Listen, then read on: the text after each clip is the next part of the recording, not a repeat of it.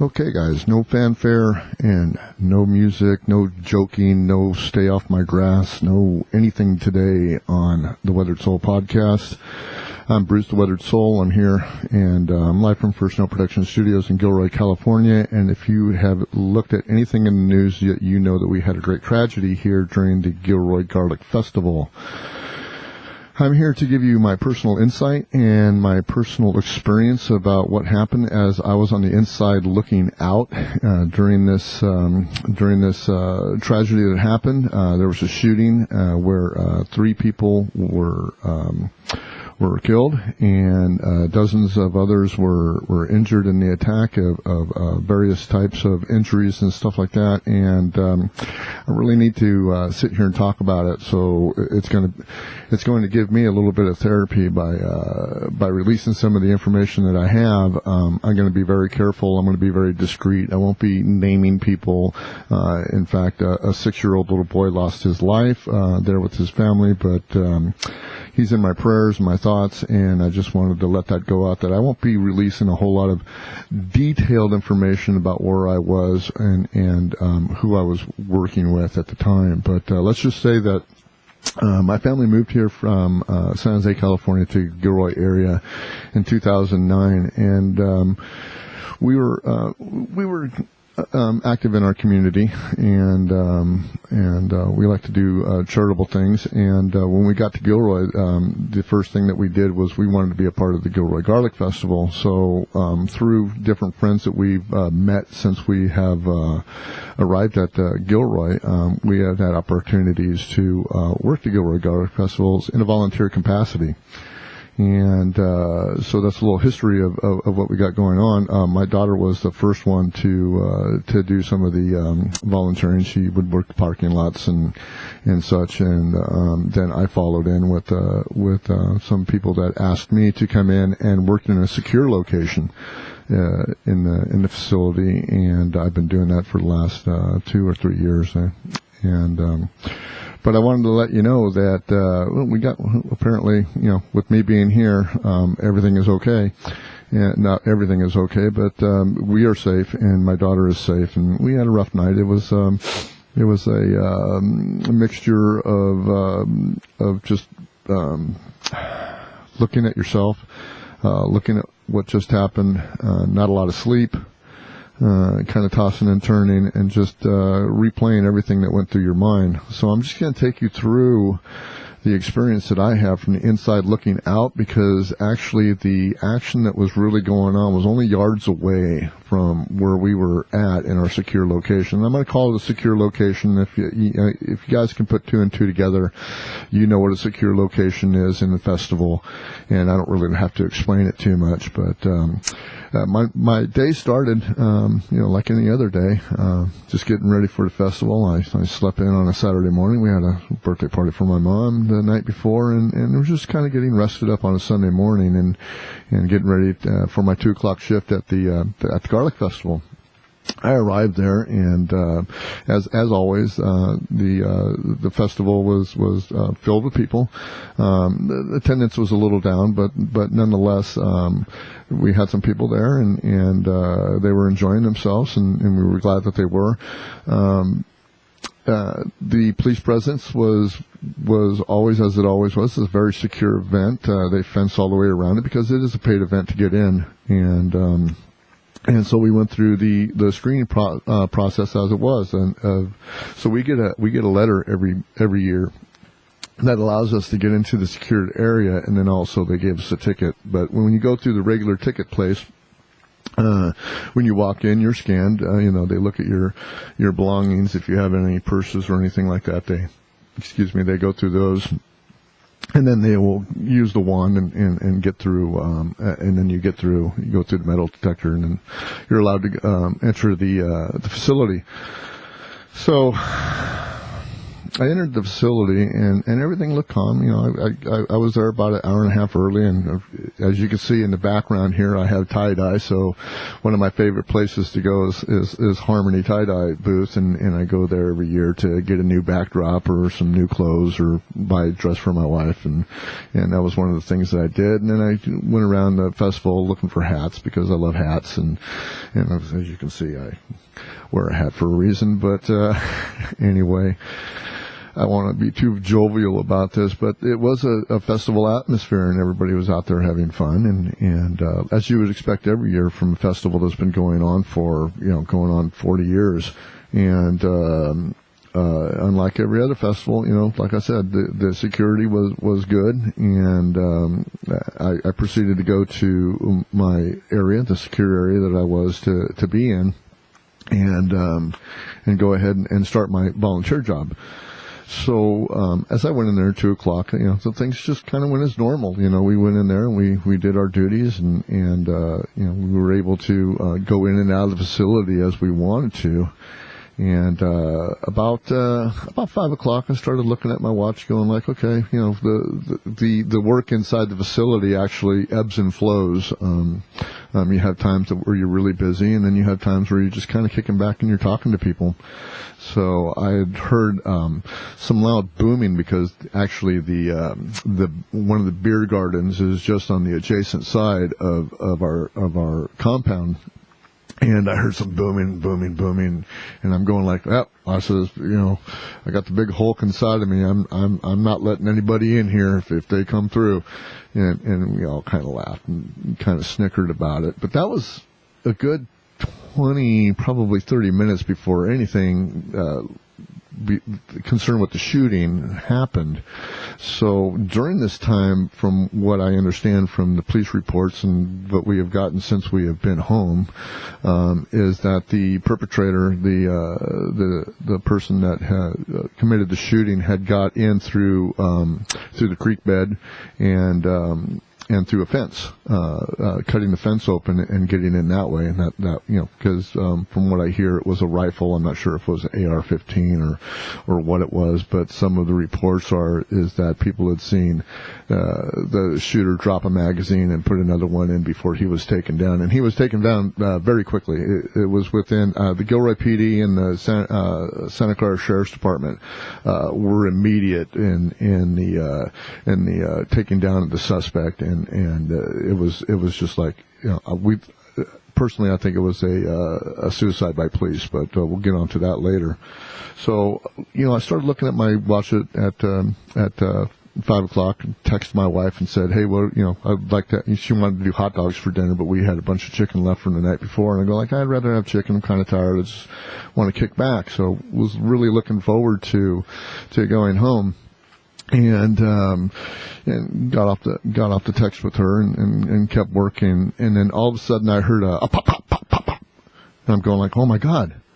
I knew immediately that it was gunshots, and it was not fireworks. I mean, a lot of people think that that gunshots sound like fireworks, but it's very, very distinctive. If a firecracker has a bang, but a gunshot has a pop, pop, pop, pop, pop. It's a very distinctive sound, and I knew immediately that there was something going on outside. My daughter, who also volunteered with me, was outside on the festival grounds, and I immediately got on the phone with her and started because she texts. So I texted her, "Are you okay? Where are you at?" And she goes, "I'm trying to get to the compound." And luckily, she was let in by security because, number one, they've known her for years and years and years of being a volunteer there, and they also knew that I was inside the compound, so they let her in. And she was very visibly shaken up, as I won't divulge other things, but But she was caught in the gunfire. She was unhurt, but she did witness as she was running through the crowd and getting to where she could be safe and secure of what was actually going on outside. And it was, like I said, it was only yards away from us, but the crowd was scattering from all over the place. I think there's 3 entrances to the festival, and I think there's 2 or 3 entrances to the festival. Excuse me.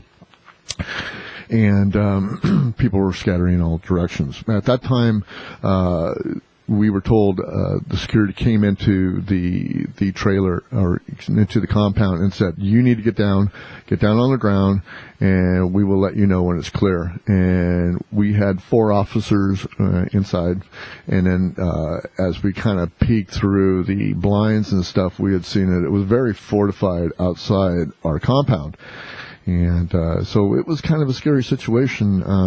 There's people there volunteering of all types and sizes and everything with different conditions and stuff. So it was kind of crazy. We had 20 people inside of about not in a very large trailer, but large enough to help us all or to hold us all. And it was a situation that was fluid. It was going forward, and in the capacity that we were working in, they were very concerned about our safety, and of course the safety of all the people out in the festival grounds. And but the authorities were very quick, and it wasn't more than a minute and a half before you heard all the first responders coming in from everywhere. And it was a very, very, very active situation through there. So going forward, what I want to talk about next is that we were secure. I actually felt safe. I wasn't terrified. I was more concerned about my daughter than anything, and really concerned about some of the other people that were working outside the facility that were out doing their jobs before they came back into the compound. And eventually they had got all of them back, and we were all in the trailer. Like I said, there was about 20 of us and a whole bunch of security that was outside. But the mood inside was a little bit surreal to me. I've never been in this situation before, and I was very interested, and I was very open because I do this podcast every week, and I try to keep my eyes open to what's going on in the industry and in the area that I'm in and the community I'm in. So I'm very open and observant. So I took this time to actually, bust out a couple of posts and observe about what was going on. Now, I'm sure that things have changed since the Columbine incident, where we first actually heard, well, not first actually heard, but I mean, one of the more tragic events that was going on where students were locked down and stuff like that, and people didn't know what was going on, and I'm not sure how they felt in their classrooms and stuff like that as those people were going through and doing what they did at Columbine. But I would almost think that the situation and what was going on in that trailer probably was much different than what was going through their heads back in the Columbine days. I'm not sure. Probably going to research it after I get done with this podcast and go forward with it. But the initial feeling was shock. We were all down on the ground. Immediately, a couple of people that were of faith got together and started praying. And I'm a man of faith, but at the same time, I was going like, okay, they're praying over there. There's other people over here trying to get down on the ground and be safe, and others of us that were trying to calm the situation and saying like, just stay down. We're here. We're not going to let you get hurt. We're going to do whatever we can to make sure the situation stays stable in the area that we were in. And but what I witnessed after all the initial kind of shock that was going through our trailer was something that I didn't expect, and it wasn't very long. I think it was probably, I'd say we were on the floor for about an hour, kind of kind of assessing what was going on, wondering what was going on outside, because we weren't allowed to get up and look through the blinds, even though some of us were.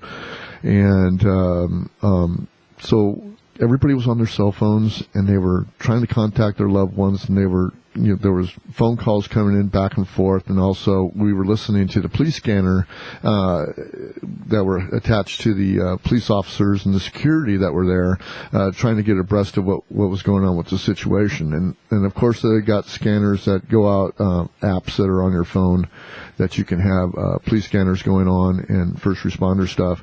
And then also, with the age of cell phones, we can listen to all the CNN and all the local TV stations and stuff, but we weren't getting anything within the first 30 minutes because nobody knew anything other than that there was a shooting. So there was very limited information out there.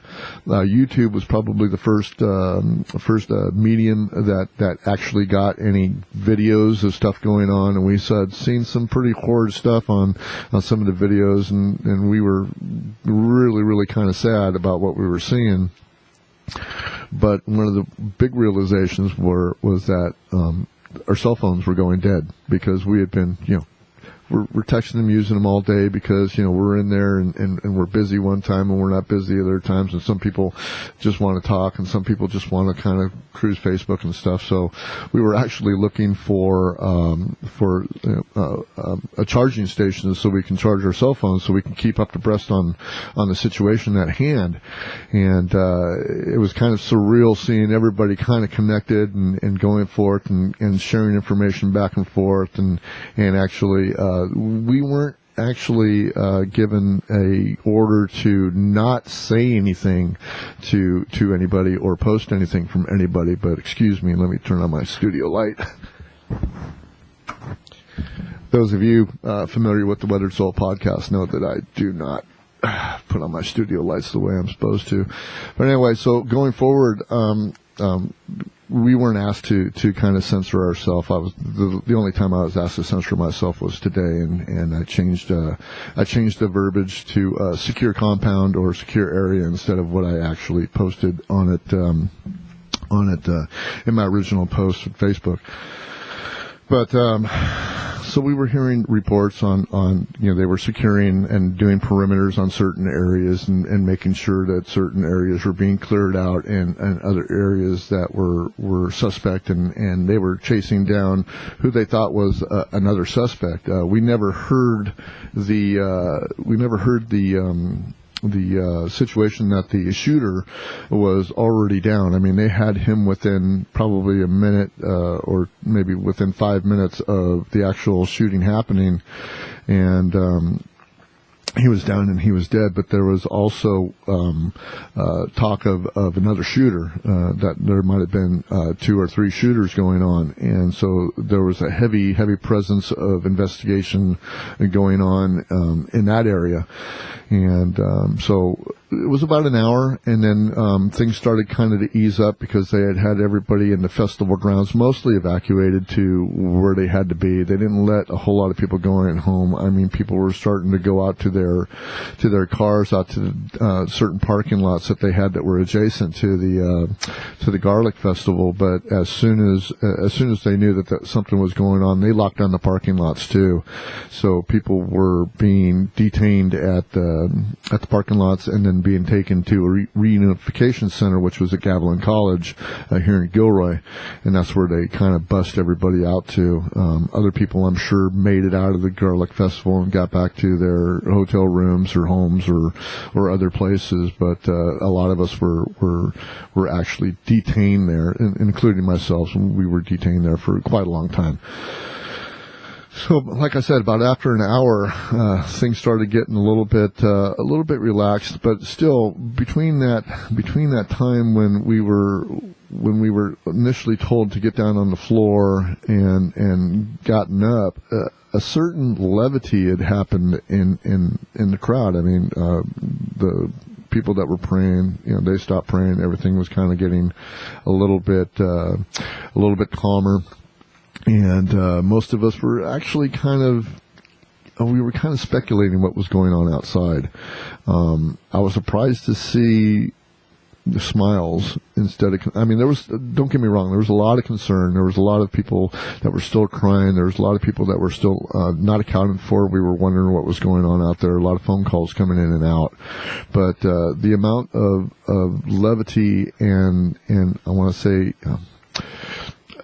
an even emotion, I think, came through us all, and we were trying to find things to, we weren't singing Kumbaya or anything like that. We were just kind of making the conversation calmer for everybody, and not making levity, but making sure that everybody was taken care of. So as the hour went by, we finally got to kind of get up. We weren't told that we can get up, but we felt that the situation outside was kind of settling down a little bit, and we felt a little safer about bringing our heads up. And a lot of people were getting tired of being on the ground, so we had chairs in there. So some of the older people we let get on the chairs and stuff like that. And then eventually one of the security guys was a huge guy. I mean, to me, this guy looked like he was 8 feet tall. I mean, he was 8 foot tall and probably 4 feet across. I shit you not. And very heavily fortified came in and says, okay, we're going to let you guys come out. And we had a little compound area in front of a little area out in front of the compound where we can congregate and get a little air, and they had a porta potty there so everybody can go and do their business. So during that time, we started filtering out. Some people felt a little less secure and wanted to stay in the trailer, and some of us went out to go get a little bit of fresh air. And as we went out, it was just a mass. I mean, wherever you looked, there was flashing lights and first responders everywhere. I'm talking about, I saw agencies from Sunnyvale, California, which is another 40 miles away. I saw the highway patrol. I saw the sheriff's departments from San Bernardino County. From what I hear, there was a response from highway patrol from 5 counties away. I mean, from 5 counties around us, there was people there. And I mean, they came in ultra quick. There was helicopters all over. I'm sure the media was already there or setting up already there. And it was just a surreal situation when you're looking around and you're going like, wow, here's what's going on. So I went out, and of course I had to relieve myself, so that's what I did. And I was kind of, wandering around this little spot that we had to wander around in, and there was a little area that was in back of the trailer that was kind of not protected. I mean, we were still fenced in. And I was kind of looking over the festival grounds to actually see what was going on, and it was desolate. It was desolate. There was nobody there. I mean, the perimeter was what the perimeter was. It was heavily armed all the way around. And then you could see heavily fortified tactical gear, the whole bit. I mean, guns that I have never seen before out and everything. And they were scanning and going through the festival grounds, and that great big giant cop, he came by me and says, you need to step back from there. So I stepped back from there, but I had got a bird's eye view or a good view of what really kind of went down out there. And it was kind of surreal. It was scary. To tell you the truth, I mean, I wanted to see what was going on because, like I said, I'm very observant. I'm kind of a stupid idiot when it comes to being too bold for my britches. I got a little green guy inside of me that would like to be a hero, but at the same time, I felt pretty secure being where I was at, but very concerned about what was going on outside. Wow. The situation was still very fluid, and like I said, they brought us out some food and we had some food and snacks there anyway, but they had dropped off some food there that was I think it was already there, but they offered us go ahead and snack. We got drinks and stuff for you, and kind of everybody kind of stayed in, and so what we did in the interim was as they were doing that, when the festival cleared out, I mean, everybody cleared out. It didn't matter what you were doing, whether you were in the festival, whether you were a vendor, whether you were whatever. If you weren't security or first responder, you were getting out of there. So drop cash, drop food, drop whatever you were doing. You didn't shut off nothing. You just kind of left and you went. You were gone. I haven't seen too many of the news items of how people responded, but I'm pretty sure that people just dropped and ran. I mean, in that situation, if I was out in that situation, I'd have done the same thing. So they were very concerned about what was left out on the grounds. But what they did was we still had work to do. So in the interim of waiting for word about what's going on, we went back to work, and it really helped. I mean, we kind of got more into that situation where we were more normal, like it was just the regular shift, and we kind of went on with our duties, and then we ran out of that to do, and then all of a sudden it was another hurry up and wait. So this is probably around, I don't know, probably 2 hours into it, and around 8 o'clock. Again, we heard what we thought were gunshots. I knew that they weren't gunshots. But these were some idiot, somewhere around in the vicinity of the park. Christmas Hill Park is where the Gilroy Garlic Festival was, lit off some fireworks. And it put everybody in a panic, and we were absolutely locked down again. They said, need to get down. Everybody in the trailer. Actually, they didn't put us down on the ground, but everybody back in the trailer, because the situation with the security was so heavy that I don't think that they felt that we needed to be down on the floor. But they did lock us down again, but that lockdown only lasted for about 15 minutes, and then we were free to do what we wanted to do again. And of course, as they were doing that, they were trying to get the situation calm down enough to where the runners can go out and do their duties out there on the festival grounds. So, like I said, when you're in a stressful situation and you don't have the luxury of looking out a window, seeing what's going on, having, instant, even though the information at that time, 2-3 hours later was starting to come out on the news. CNN, Fox News, everybody was starting to report it.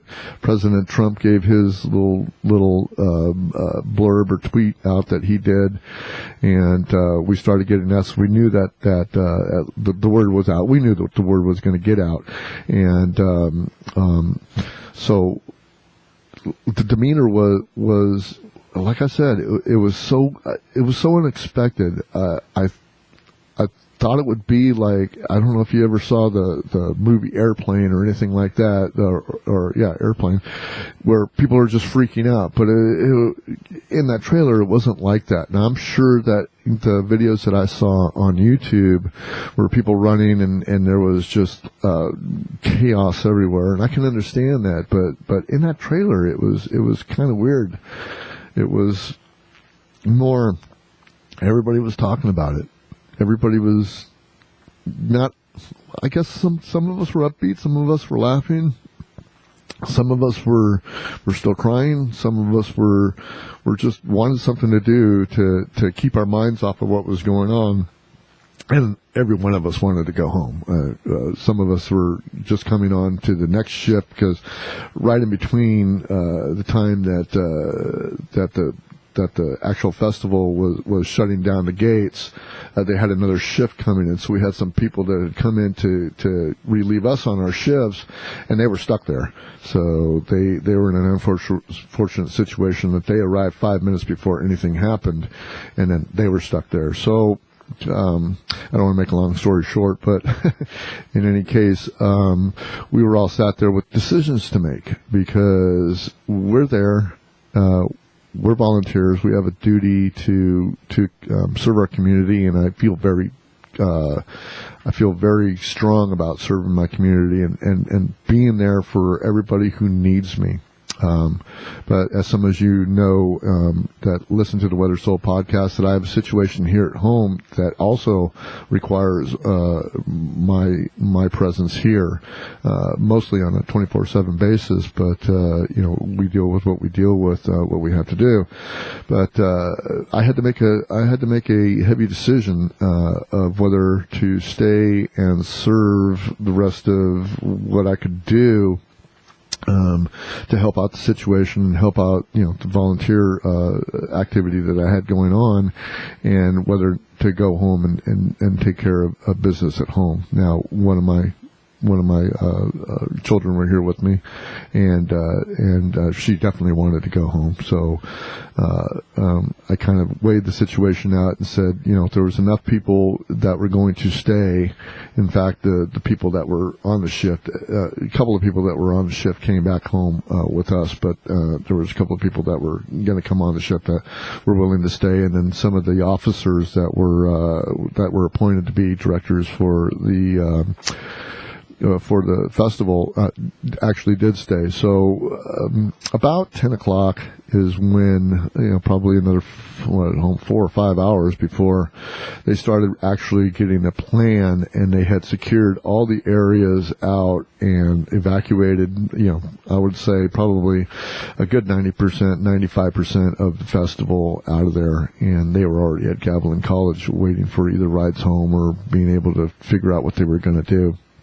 They finally got to our trailer because we knew that we would be the last out. We knew that, they knew if they had a secure situation in one spot, that they were going to do all they can to clear out all the rest of the areas before they let anybody go home in secure areas. So about 10 o'clock, about 5 hours later, they started actually, giving us an indication that they were going to let us out, and they were going to let some of us go home. So what we did is they actually came out and they briefed us what was going on. They took our name and phone number and stuff like that. Well, actually, it's just our name and phone number, and asked us if we actually, what do we hear, what do we see? Some of us were out on the festival grounds, and if you didn't see anything, or if you didn't actually see anything, they really just didn't want to talk to you. There were some other situations that were going on inside the compound that happened earlier in the day, but they didn't tie the two things together, and I don't think it was a situation. But the ATF and the FBI were on site by the time that we were released. So what they did was we had conversations inside the trailer while they were giving us these indications that they were going to let us go. And like I said, there were some of us that wanted to leave. I didn't want to leave, but I knew that I had a situation at home that I had to attend to. And but there was a lot of people that did want to leave. They were just, this was a scary situation for them and stuff like that. But I was very surprised at the amount of just pure people just wanting to be here for the situation and listening to the situation and wanting to be there. And I agree with that totally. I mean, I wanted to finish my job out and make sure that everything was nice and secure, but we decided to leave it up and go home. It was surreal. I didn't feel good leaving the compound. I wasn't scared about what was going on because of the heavy fortification of first responders, but at the same time, I was relieved. I wasn't relieved. I was nervous about the fact that I'm leaving these people here behind, and I didn't want them to feel like I was leaving them, and but at the same time, I was relieved that I was going home. But the situation was a long wait still. I mean, we were out there. They started marching us out at about 10 o'clock. And we went out to the front of the Garlic Festival, right by where they were letting people go, or letting people congregate people. And then they were briefed again about what was going on, about how they were going to get us out of there, and how we were going to be attended to as we go. And what they did was again, they filtered us through a triage where they got our information, our names, our phone numbers. They needed to do accounting on the people that were there. They were very concerned about who was there and who was not accounted for. So hopefully they accounted for everybody. And so they took our name and our phone numbers again, and then we got cattled into another 4 single file lines. So at the very least of it, when we started going out, they had us in 4 single file lines with a heavy fortified perimeter around us as we were walking up and down. And the reason why they had that is I believe that they still believe at this time, and it's 10:10 a.m. And that's another about another 16 hours since this tragedy happened, and they're still looking for a second shooter, or what they believe to be a second shooter. So, they got us in rows, 4 rows. They marched us up the hill, up into the buses, and then we got into the buses. And I'm telling you what, I've never seen so many personnel, some first responder personnel in my life as I saw on this day. And it was so surreal. I've never seen so much security.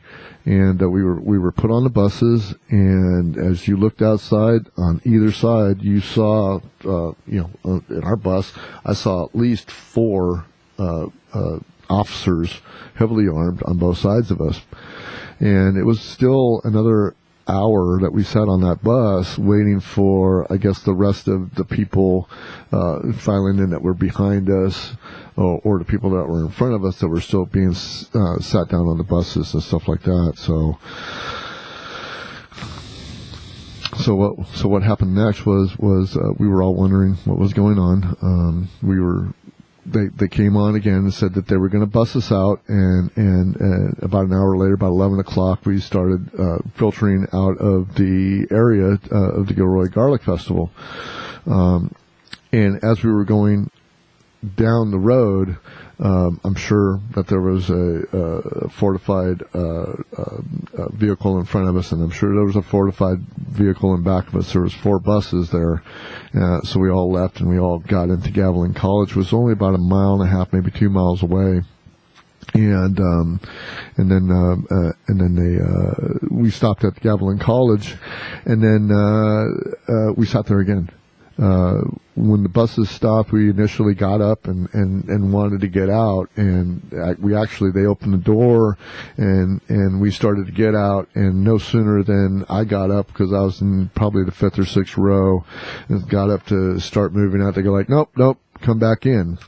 So as we passed by I want to backtrack a little bit as we were coming into the college, but as we were going into the college, they've got 4 parking lots, A, B, C, and D, because it's a small community college. But as we were looked in and we passed by the first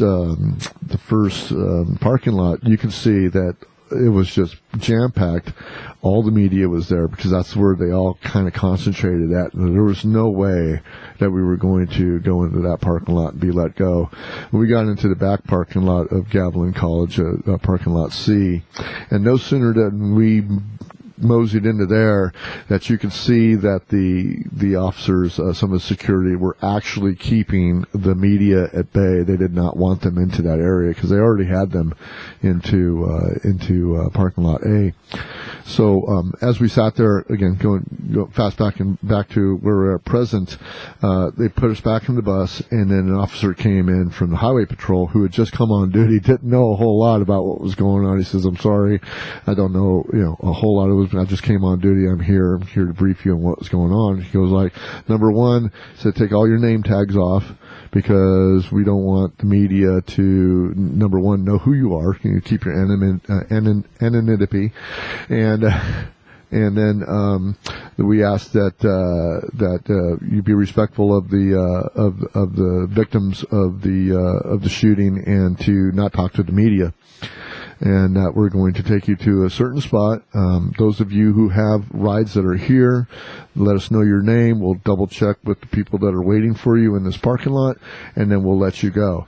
And then those of you who don't have rides or merchants or whatever, we're going to take you to this other area. We're going to sit down. We're going to brief you. We're going to let you know when your ride's here, or make sure that you do have a ride or accommodations to go to, and then we will let you go. So we went, and went back into another trailer, or another modular, I want to say, at the classroom at the college, and then they promptly briefed us again. A lot of repeating of the same thing over and over and over, and then as we were sitting there, a Navy chaplain came in, and that was kind of comforting to me, because I'm a man of faith, and a lot of people needed to kind of vent and talk, and he knew that. And he had started a conversation with us, and it wasn't too long after we had started that conversation with him that our rides were here, and they called our name, and it was really weird, and it was just a situation where it was just the most, I want to say, surreal thing that I have ever experienced. I'm at a loss for words about what was left behind and what I don't know. But going forward, my mother-in-law came and picked us up, and we got in the car, and of course, there was hugs and kisses and tears, and it was just surreal. I got home, and of course my wife was concerned. So the hugs and kisses continued, and I had to have a stiff drink. It was just one of those things where I'm just going like, I've got to unwind this. I've got to process this. I've got to do what I got to do to process what was going on and what actually happened to me, in that situation. So what I did was, I had double Jim Beam, and we sat down and we kind of talked about it and stuff. And that was about the end of it. It was a rough night. I didn't sleep well. Kind of thought about things. I didn't have any, kind of flashbacks or stuff that was going on, but I was intently thinking about, number one, what I was going to say today, running through in my mind what was happening in front of my eyes and yards away that I couldn't see but only heard. And this situation and this whole podcast has to do with what was going on in my mind and how I felt and how I perceived other people were taking the situation as it was unfolding in front of our eyes and our ears and our cell phones and stuff like that. So I appreciate you guys listening to this. It's really a therapy to me, and I thank you guys for being here and listening to the Weather Soul podcast. I'm not going to do no promos or anything right now. If you got a podcast, you know where to get me, and if you've been listening to this podcast, you know where to get it at. And I just want to say to the first responders out there, thank you for being there. To all the people in the support group at the Gilroy Garlic Festival, I'm praying and thinking about you guys today. For all the vendors and the attendees at the Gilroy Garlic Festival, my heart goes out to you. For those who lost loved ones, and for those who are suffering the injuries and the stuff from this senseless freaking shooter, and even his family. I'm thinking about their family right now, because I'm sure that there are certain family members in there that are just mortified about what happened, and I'm just thinking about everybody there, and I'm saddened. But I'm grateful. I'm grateful that I'm safe, and I'm grateful that I'm alive, but I'm saddened about what happened to this small community in Gilroy, because we're only about 50,000 people. We like to think that we are a tight-knit community, and we basically are a tight-knit community, and our community reaches the whole South Valley, including Morgan Hill, San Martin, Watsonville, Hollister, Aromas, all those little towns and stuff that are all over the place here in the South Valley. And my heart goes out to everybody and anyone who was experiencing the Garlic Festival. And wow, it was sure an experience. And this is what we're going to have this week. I won't be posting a podcast on Thursday. This is the one that's going to be it. We're not going to have a live YouTube, although I'm videoing this as we go. And I just want you to know that I love you guys. Thanks for listening. And if you're a new listener, share this. Going forward, we're going to be weathered souls. And this is what makes us weathered souls: experience in life, experiencing community, experiencing tragedy, and experiencing happiness. So this is Bruce Weathered Soul, and I've got nothing more to say other than, goodbye. And I'll see you guys soon, and I hope this helps out, because it's helped me a lot. Thank you guys, and I'm out.